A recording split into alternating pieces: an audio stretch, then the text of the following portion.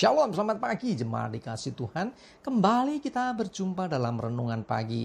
Marilah pagi ini saya mengajak kita semua untuk kembali merenungkan firman Tuhan. Supaya melalui firman-Nya kita dibangun, kita diteguhkan dan dikuatkan dalam iman dan pengharapan. Sebab firman Tuhan itulah sumber kekuatan bagi kita yang akan menuntun langkah hidup kita, bahkan menerangi langkah hidup kita. Mari sebelum kita merenungkan firman Tuhan, saya mengajak kita semua untuk berdoa terlebih dahulu. Bapa di surga, kembali pagi ini kami datang ke hadirat-Mu. Kami bersyukur untuk setiap waktu dan kesempatan yang Tuhan berikan.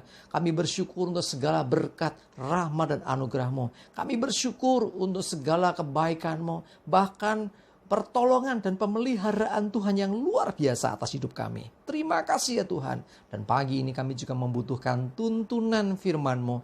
Mari Tuhan singkapkan dan nyatakan kebenaran firman-Mu. Dan urapi kami semua dengan urapan Roh Kudus. Sehingga kami bisa menangkap pesan-Mu ya Tuhan. Menangkap rema yang dari Tuhan. Dan juga mengerjakannya dalam hidup kami. Terima kasih. Dalam nama Tuhan Yesus kami bersyukur dan berdoa. Amin. Mari jemaat dikasih Tuhan, kita buka Alkitab kita. Renungan pagi hari ini saya ambilkan dari Mazmur 37 ayat 39 sampai 40. Saya bacakan. Orang-orang benar diselamatkan oleh Tuhan. Ia adalah tempat perlindungan mereka pada waktu kesesakan. Tuhan menolong mereka dan meluputkan mereka. Ia meluputkan mereka dari tangan orang-orang fasik dan menyelamatkan mereka sebab mereka berlindung padanya. Perhatikan ada kata-kata orang-orang benar. Siapakah orang benar? Kitalah orang-orang benar yang dimaksud. Ya. Siapakah kita? Orang-orang benar, yaitu orang-orang yang hidup dalam kebenaran. Orang-orang yang menghidupi kebenaran. Orang-orang benar adalah orang-orang yang dibenarkan oleh Tuhan. Artinya yang diampuni kesalahannya, yang diampuni dosanya. Makanya hidupnya dinyatakan sebagai orang benar. Nah karena itu orang benar pasti hidup menurut kebenaran firman-Nya. Nah orang-orang yang demikian, orang-orang benar diselamatkan oleh Tuhan. Dari apa? Berarti ada sesuatu yang mengancam, ada sesuatu yang membahayakan. Jadi orang benar pun juga tidak luput dari ancaman mara bahaya. Tetapi dikatakan diselamatkan oleh Tuhan. Nah, kalau Tuhan yang menyelamatkan, tenanglah kita. Karena apa? Kita pasti selamat. Nah, kalau kita terus hidupi kebenaran, ancaman apapun yang menakutkan, yang membahayakan, itu akan dikatakan firman Tuhan, akan diluputkan. Tuhan menolong mereka dan meluputkan mereka. Loh, diluputkan itu artinya kita nggak kena dari mara bahaya itu. Ya, bahkan Tuhan menolong. Kalau ditolong Tuhan pasti tertolong. Kalau Tuhan meluputkan, pasti kita terluput dari mara bahaya. Ya bahkan dikatakan Tuhan akan meluputkan kita dari tangan orang-orang fasik, orang-orang jahat, orang-orang yang tidak mengenal Tuhan, orang-orang yang ya pokoknya hidupnya di luar Tuhan, yang mengancam. Ya mungkin kadang-kadang ada niat jahat orang untuk berbuat jahat kepada kita. Tetapi ada Tuhan, ada tangan Tuhan yang akan menolong kita, yang akan membebaskan dan menyelamatkan kita. Sebab apa? Sebab kita punya tempat perlindungan. Tuhanlah tempat perlindungan. Ya, pada waktu saudara dalam kesesakan, saudara dalam pergumulan berat, saudara dalam masalah yang seakan-akan terlalu berat untuk engkau tanggung, ingatlah bahwa ada Tuhan. Dia adalah tempat perlindungan yang paling aman. Kalau kita berlindung kepada Tuhan, maka kita percaya kita pasti terlindungi. Kita aman dari mara bahaya. Nah, kalau Tuhan melalui firman-Nya menyatakan yang demikian tadi, orang benar diselamatkan. Dia menyatakan diri, firman-Nya mengatakan bahwa ia tempat perlindungan. Tuhan menolong, meluputkan dan menyelamatkan orang-orang yang berlindung padanya. Maka sesungguhnya Tuhan sudah membuka hal itu. Tuhan menawarkan semua itu buat kita. Pertanyaannya, bagaimana sikap kita?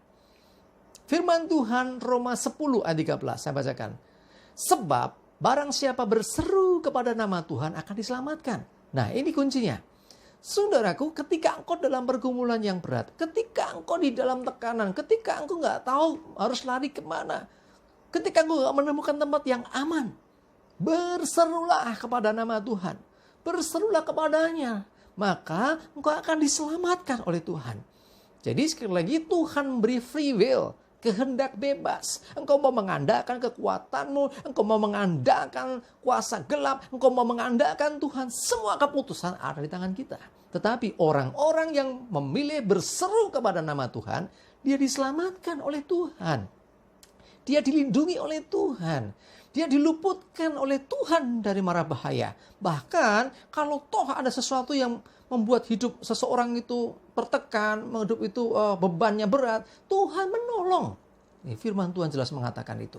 Jadi sekali lagi, mari berserulah kepada Tuhan, datanglah kepada Tuhan, bukan kepada yang lain. Sekalipun dunia menawarkan pertolongan, sekalipun manusia menawarkan pertolongan, bahkan sama beritahu iblis pun seringkali menawarkan pertolongan. Hati-hati, hati-hati jangan terjebak, karena iblis pun bisa menyamar sebagai malaikat terang. Jadi seakan-akan baik, tetapi di belakang semua itu adalah jebakan yang iblis buat. Sehingga kalau kita memakan umpan tanda kutip ya yang diberikan oleh iblis, maka kita pasti masuk dalam perangkapnya. Hati-hati. Sekali lagi, berserulah hanya kepada nama Tuhan, bukan kepada yang lain. Jangan andalkan kekuatan sendiri, jangan andalkan kekuatan manusia, karena firman juga berkata, terkutuklah orang yang mengandalkan manusia, yang mengandalkan kekuatan sendiri, yang hatinya jauh daripada Tuhan. Sebaliknya diberkati kan orang yang mengandalkan Tuhan, orang yang melekat kepada Tuhan, orang yang selalu berseru kepada Tuhan, orang yang mau berlindung kepada Tuhan. Di dunia ini gak ada tempat yang paling aman. Yang paling aman adalah di dalam Tuhan. Amin. Mari saya mengajak kita semua, andalkan Tuhan. Selalu berserulah kepada nama Tuhan. Ingat bahwa dialah satu-satunya penolong yang sejati. Satu-satunya penolong yang akan membebaskan kita dari celaka dan mara bahaya. Lebih daripada itu, dia juga juru selamat yang akan membawa kita sampai kepada kehidupan yang kekal. Amin, kita berdoa.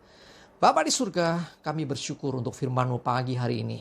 Kami mau Tuhan hanya berseru kepadamu.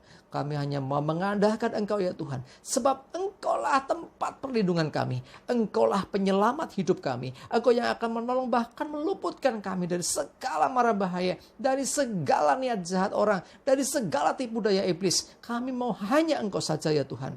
Mau berdoa saat ini. Kalau ada di antara kami yang sedang dalam pergumulan yang berat. Yang sedang dalam kebingungan. Kami berdoa dalam nama Yesus. Engkau Tuhan, sumber pertolongan yang sejati. Biarlah melalui kuasa Roh-Mu Tuhan, saudara-saudara kami ini dikuatkan imannya, diteguhkan, dan hanya berseru kepada nama-Mu. Dan kami percaya ketika mereka sungguh-sungguh berseru kepada nama Tuhan, maka mereka diselamatkan. Terima kasih, kami bersyukur, kami serahkan hari ini, hidup kami dalam pimpinan-Mu ya Tuhan. Jauhkan celaka dan mara bahaya, dan biarlah damai sejahtera dan berkat Tuhan selalu menyertai hidup kami. Terpujilah nama Tuhan. Dalam nama Yesus kami bersyukur dan berdoa. Amin. Mari jemaat dikasih Tuhan, semangat terus, maju terus dalam iman dan pengharapan. Tuhan Yesus memberkati kita semua. Amin.